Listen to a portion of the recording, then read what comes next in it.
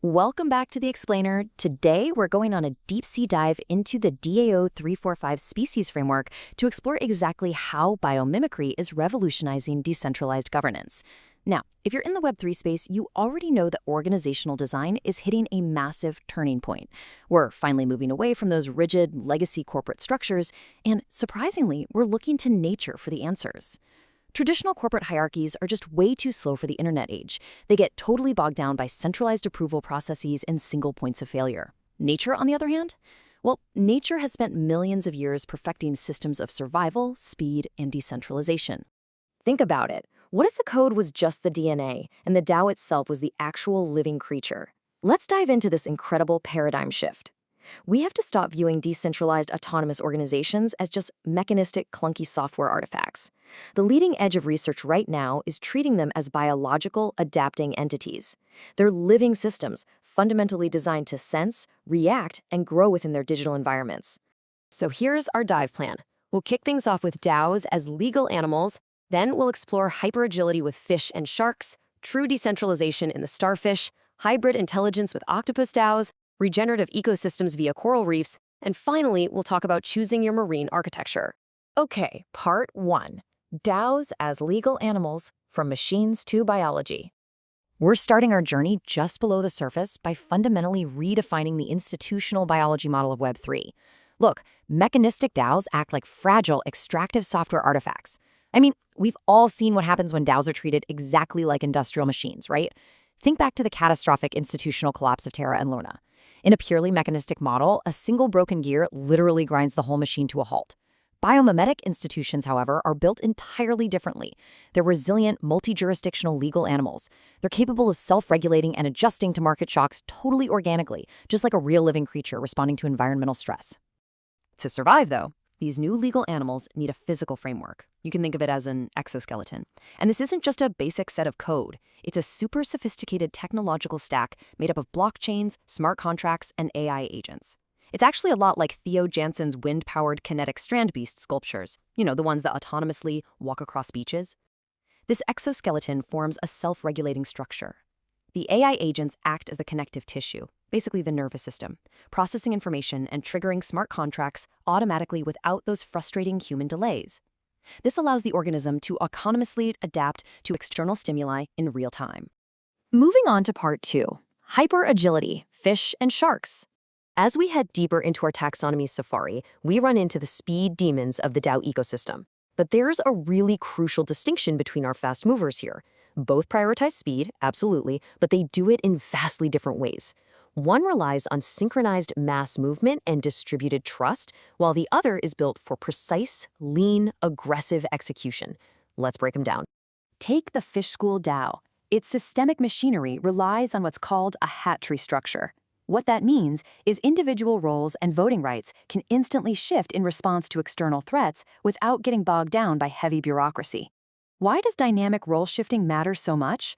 Well, imagine a sudden protocol exploit or a flash crash. Instead of waiting for a 2-week community governance vote, which is a lifetime in crypto, the school instantly changes direction. It reallocates voting power straight to the specific developers who can fix the bug immediately. By using protocol reflex agents, the DAO acts just like a real school of fish, fluid, instantly adaptable, and coordinating beautifully without central leadership. Now, they can't sprint forever, right? This hyperagility operates on biological tidal rhythms.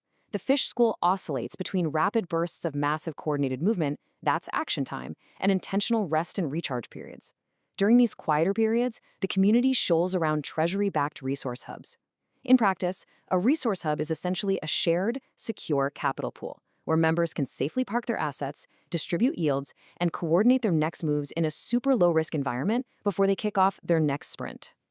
On the flip side, what if your mission requires executing a highly targeted objective with absolute speed and ruthless efficiency? Enter the Shark DAO.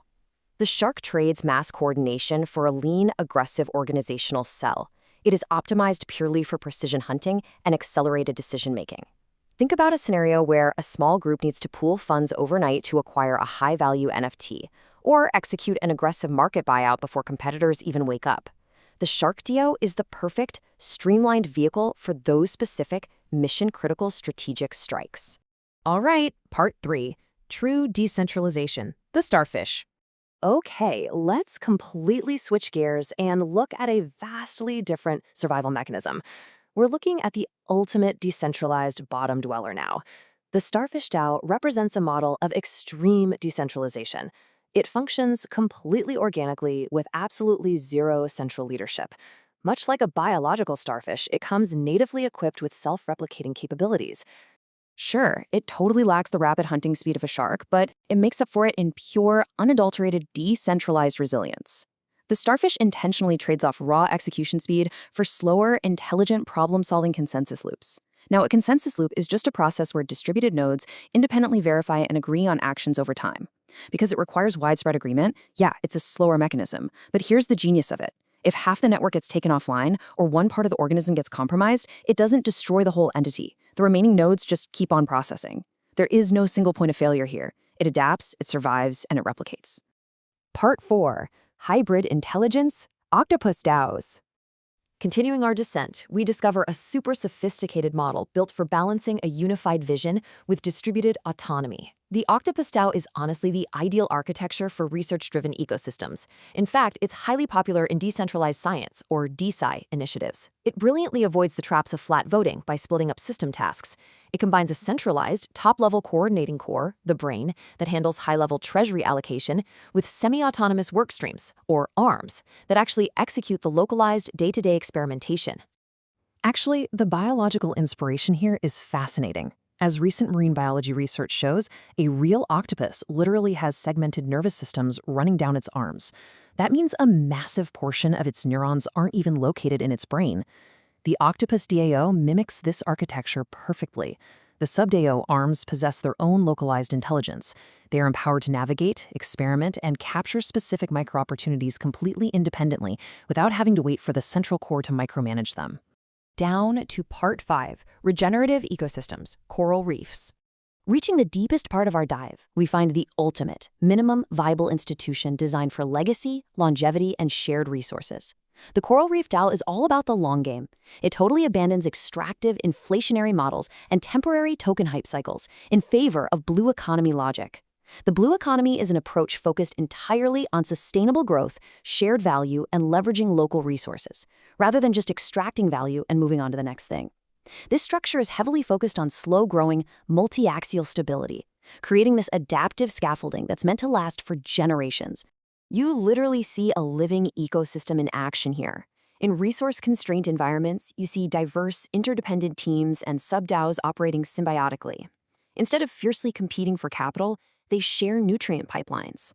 We're talking about shared legal wrappers, smart contract audits, or community platforms, all used to build out robust, reusable public tools and core ecosystem infrastructure.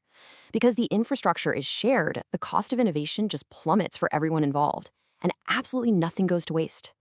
Finally, Part 6, Choosing Your Marine Architecture. All right, as we resurface, we really have to look at the structural trade-offs mapped out in this taxonomy matrix.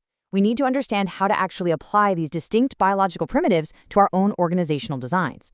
The big takeaway here, you cannot optimize for the hyper-agility and raw speed of a shark DAO while simultaneously demanding the slow-growing permanence and extreme consensus resilience of a coral reef. It just doesn't work. You have to carefully align your operational fit with your specific mission. Are you building a hybrid research hub? You definitely need an octopus. Are you operating in a highly fluid environment that demands rapid, coordinated shifts? That requires a fish school. So I want to leave you with this final thought as you map out your next Web3 mission. When you write those smart contracts and deploy your AI agents into this new digital exoskeleton, which marine legal animal are you really engineering? And most importantly, will its biomimetic structure be resilient enough to survive the shifting, unpredictable tides of the future? Thanks so much for joining me on this explainer, and I'll see you in the next one.